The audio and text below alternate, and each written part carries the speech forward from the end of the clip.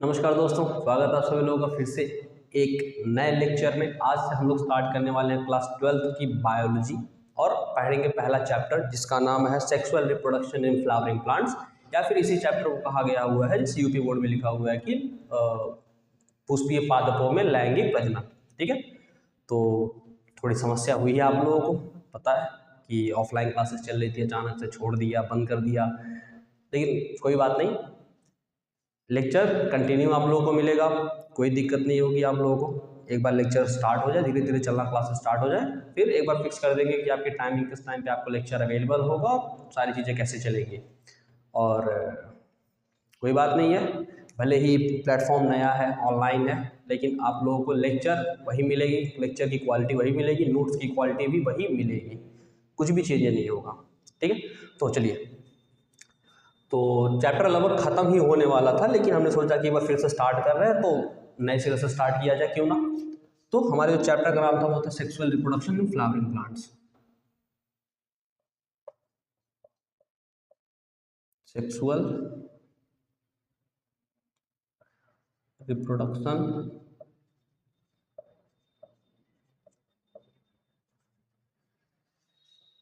In flowering plants. ठीक है, आप लोग की किताब में इसी चैप्टर का नाम दिया हुआ है पुष्पीय पादपों में लैंगिक प्रजनन। ठीक है, चलिए, तो सबसे पहले प्लांट के बारे में एक वैज्ञानिक है, उन्होंने कुछ बताया था। ठीक है, आप सभी लोगों को पता होगा कि आर एस विटेकर ने 5 किंगडम क्लासिफिकेशन दिया था, और उसी 5 किंगडम क्लासिफिकेशन उन्होंने एक किंगडम के बारे में और अच्छे से क्लासीफाई किया था। तो वैज्ञानिक का नाम है आर एस विटेकर। इन्होंने प्लांट को क्लासीफाई किया है कुछ पार्ट्स में, जैसे कि सबसे पहले इन्होंने कहा कि प्लांट में शैवाल आएगा। ठीक है, इसके अलावा इसमें ब्रायोफाइटा आएंगे,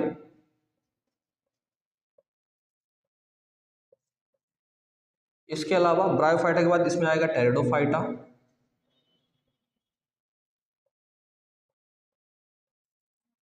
टेरिडोफाइटा के बाद इसमें आएगा जिम्नोस्पर्म,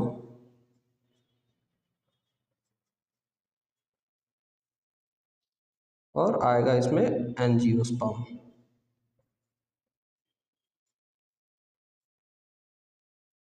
ठीक है, इसमें से जो हमारा शैवाल है, जो हमारा ब्रायोफाइटा है, जो टेरिडोफाइटा है, जो जिम्नोस्पर्म है, ये सभी के सभी लोग कैसे हैं, ये सभी लोग नॉन फ्लावरिंग है। कैसे हैं? नॉन फ्लावरिंग, या फिर इनको कहा जाता है अपुष्पीय।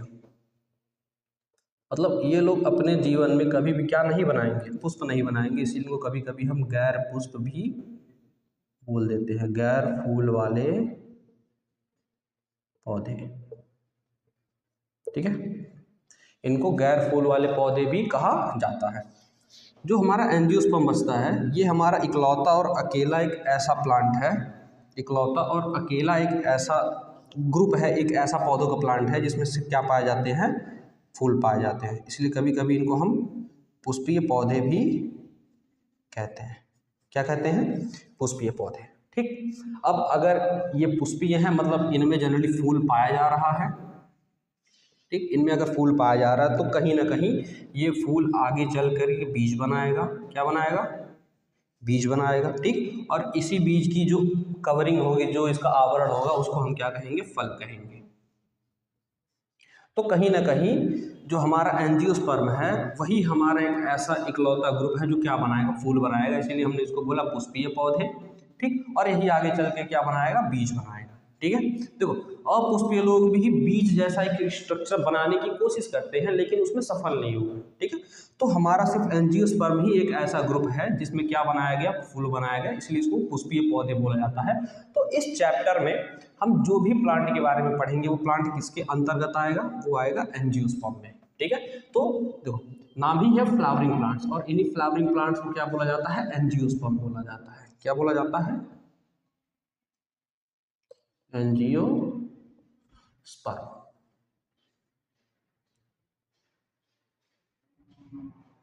बात समझ में आ गई? फ्लावरिंग प्लांट्स को क्या बोला जाता है? एंजियोस्पर्म। और ये सभी सभी लोग कैसे हैं? अपुष्पीय हैं, मतलब नॉन फ्लावरिंग है। कैसे हैं ये लोग? नॉन फ्लावरिंग है। इतना समझ में आ गया? इसमें नोट कर लीजिए।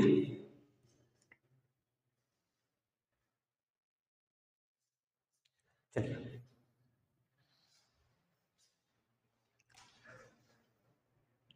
इरेज कर दे इसको।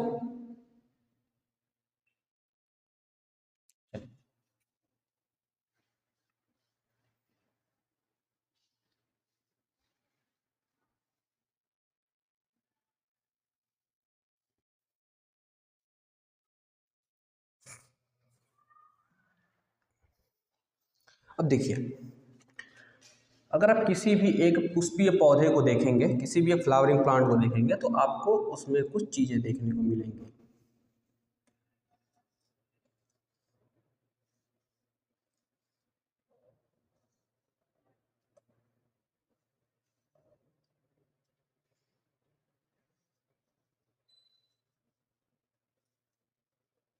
तो उसमें सबसे पहले आपको देखने को मिलेगी जड़, उसके बाद देखने को मिलेगा आपको उसमें तना, ठीक।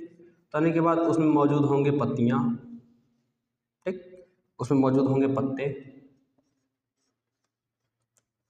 तना मौजूद होगा, जड़ मौजूद होगा, पत्ते मौजूद होंगे। इसके साथ ही साथ उसमें एक और भी अंग मौजूद होगा, एक और चीज़ मौजूद होगी जिसको हम कहेंगे फूल।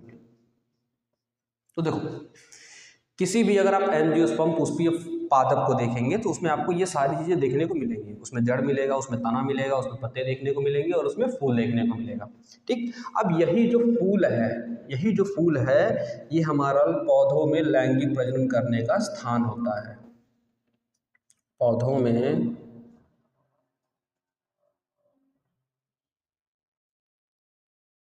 लैंगिक प्रजनन का स्थान होता है, ठीक है। अगर इस दुनिया में कोई भी पुष्पीय पादप है, अगर वो फूल बना रहा है तो वो किसी काम के लिए नहीं आया, सिर्फ उसका एक ही काम है और वो क्या है, प्रजनन करना। अगर वो इस संसार में आया है तो वो सिर्फ और सिर्फ प्रजनन करने के लिए आया है। वो भी कौन सा प्रजनन? लैंगिक प्रजनन करने आया है। कौन सा प्रजनन? लैंगिक प्रजनन करने आया है। और जब एक बार वो लैंगिक प्रजनन कर लेगा, इसके उपरांत वो बनाएगा बीज, और बीज को कवर करने के लिए, आवरण करने के लिए वो अपने ऊपर बनाएगा कवरिंग, जिसको कहा जाएगा फल, ठीक। तो सिंपल ये है कि वो बीज बनाएगा और बीज को ढकने के लिए उसके अपने ऊपर एक आवरण बनाएगा जिसको हम कहेंगे फल। तो ये हो गया उसका बीज और ये हो गया फल। इतनी बात समझ में आई कि अगर आप किसी भी एक पुष्पीय पादप को देखेंगे, पुष्पीय पौधे को देखेंगे, तो उसमें आपको जड़ मिलेगी, तना मिलेगा, पत्ते मिलेंगे, फूल मिलेगा। और जो फूल होगा वो किस चीज़ का स्थान है? लैंगिक प्रजनन का स्थान है। आपकी किताब कहती है कि जो फूल होता है, जो फूल है वह एक रोमांचक या आकर्षक या फिर मनमोहक कर देने वाला अंग है। मनमोहक कर देने वाला क्या है? एक अंग है, ठीक है। अगर वो रोमांचक है, आकर्षक करने वाला, मनमोहक करने वाला अंग है, इसका मतलब कि वो कुछ काम कर रहा है या फिर इसको इस्तेमाल किया जा रहा है इन सभी चीज़ों के लिए। जैसे किताब बताती है कि जो फूल होता है उसका इस्तेमाल किया जाता है सौंदर्यात्मक रूप से,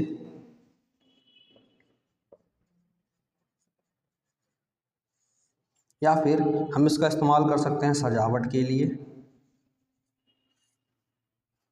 या फिर इसका सामाजिक इस्तेमाल किया जाएगा। कभी कभी इसको हम धार्मिक रूप से भी इस्तेमाल करते हैं, ठीक। या फिर कभी कभी इनका हम सांस्कृतिक इस्तेमाल भी करते हैं।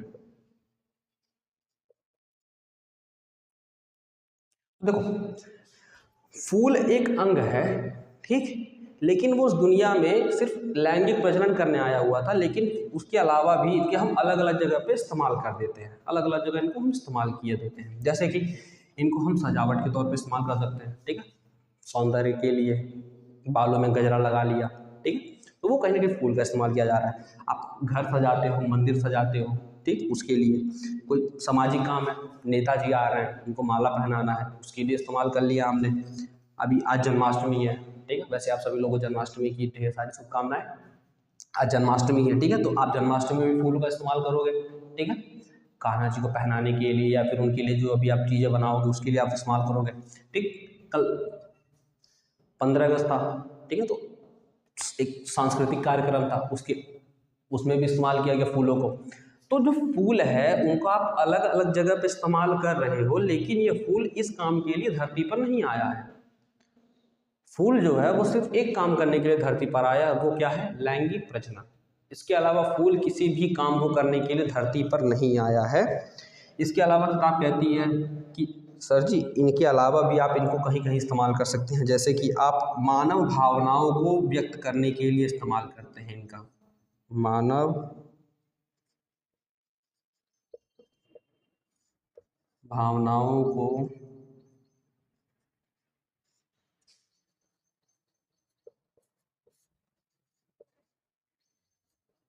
व्यक्त करने के लिए भी आप किसका इस्तेमाल करते हैं, फूल का। मानव भावनाएं जैसे कि प्रेम हो गया, ठीक है, किसी के प्रति आप स्नेह दिखा रहे हो उसमें भी आप इस्तेमाल करते हो। आप अपना दुख व्यतीत कर रहे हो, दुख व्यक्त कर रहे हो, ठीक है, या फिर आप शोक मना रहे हो, ठीक, या आप खुशी मना रहे हो, तो तभी आप इन सभी जगहों पे किसका इस्तेमाल करते हो, फूल का। लेकिन क्या फूल इस दुनिया में सिर्फ ये काम करने के लिए आया है, नहीं। फूल इस दुनिया में केवल और केवल एक काम करने आया है, वो है लैंगिक प्रजनन करने, और प्रजनन करने के उपरांत क्या बनाने आया है, बीज बनाने, और जब एक बार बीज बन जाएगा तो उसके आवरण को हम फल कहेंगे। तो जो भी हमारा पुष्प है उस दुनिया में वो सिर्फ ये काम करने के लिए आया है, ना कि ये काम करने के लिए। तो अब आगे से अगर आप कभी एक फूल को देखेंगे तो जरा ध्यान दीजिएगा कि फूल इस दुनिया में किस लिए आया हुआ है। ये काम करने के लिए नहीं, सिर्फ लैंगिक प्रजनन करने के लिए, लेकिन फिर भी हम इसको अलग अलग जगह पे इस्तेमाल करते हैं, ठीक है। हम सौंदर्यात्मक रूप से इस्तेमाल करते हैं, सजावट के लिए इस्तेमाल करते हैं, सामाजिक कार्यों के लिए, धार्मिक कार्य के लिए, सांस्कृतिक कार्यों में इस्तेमाल किया जाता है। उसके साथ ही साथ प्रेम के लिए, प्रेम दिखाने के लिए, स्नेह हो गया, दुख व्यक्त करने के लिए, शोक व्यक्त करने के लिए, और खुशी दिखाने के लिए। तो इन सभी जगहों पे किसका इस्तेमाल किया जाता है, एक पुष्प का इस्तेमाल किया जाता है, एक फूल का इस्तेमाल किया जाता है। इसको एक बार नोट कर लीजिए आप लोग।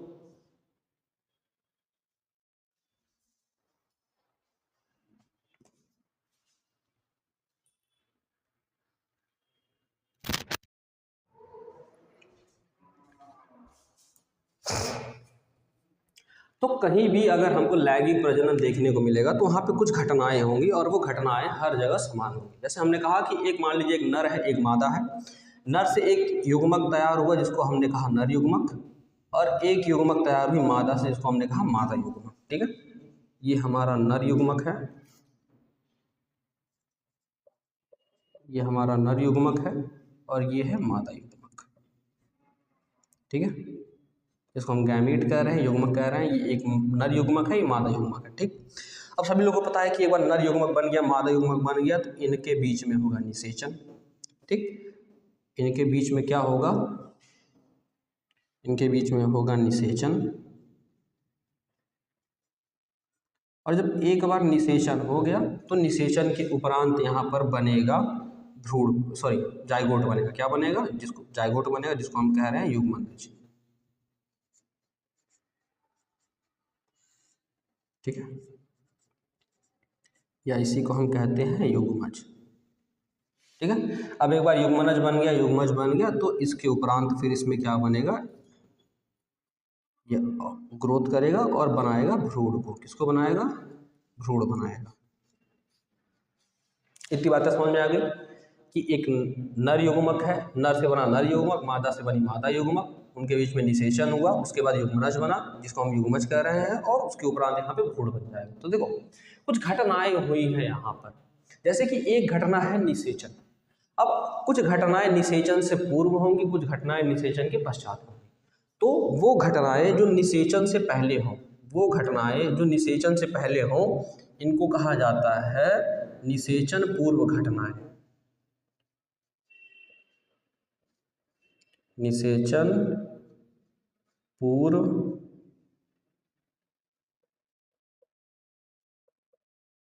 घटनाएं क्या कहा जाएगा इनको, इनको कहा जाएगा निषेचन पूर्व घटना।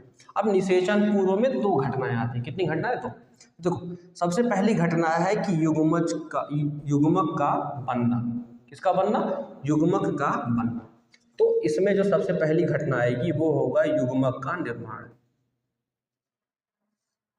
युग्मक का निर्माण, और इसी युग्मक के निर्माण को कहा जाता है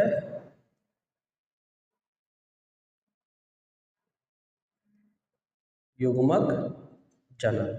क्या कहा जाता है? युग्मक जनन। और जब एक बार युग्मक का निर्माण हो गया तो फिर अब यही दोनों युग्मक कहीं जा कर के मिलेंगे, ठीक? तो इनका स्थान बदल रहा है कि नहीं बदल रहा है, तो उसी को कहा जाता है स्थानांतरण। तो दूसरी जो इनमें चीज होगी वो होगा युग्मक का स्थानांतरण।